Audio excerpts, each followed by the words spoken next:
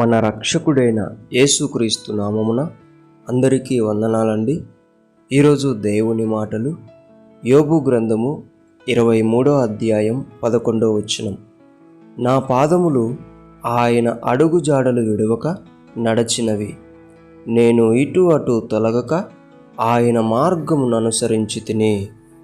ప్రియ దేవుని బిడ్డలారా, దేవుని చిత్తం నీ ద్వారా జరగాలి అంటే నీవు నీ పాదములను ఆయన అడుగు జాడలలో నడిపించాలి.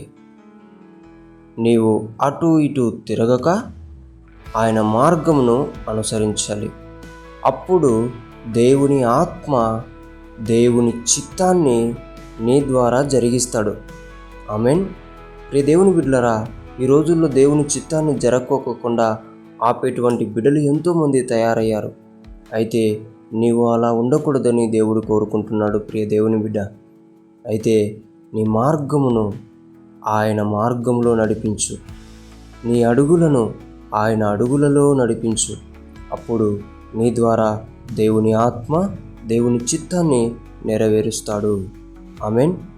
దేవుడి మాటలను దీవించునుగాక. ప్రార్థిద్దాం. దేవా, మీకు వందనాలు, స్తోత్రాలయ్యా. ఎన్ని రోజులు నీ చిత్తం జరగకోకుండా నేను అడ్డుగా ఉన్నానేమో అయ్యా, నన్ను క్షమించండి నాయనా. ఇక నుండి నా అడుగులు నీ అడుగులతో పాటు నడుచుటకు, నా మార్గము నీ మార్గమును అనుసరించుటకు నీ కృపను అందించి నానా తండ్రి, నీ ఆత్మ ద్వారా తండ్రి నాలో నీ చిత్తాన్ని నెరవేర్చమని యేసు నామములో ప్రార్థిస్తున్నాం తండ్రి. ఆమేన్.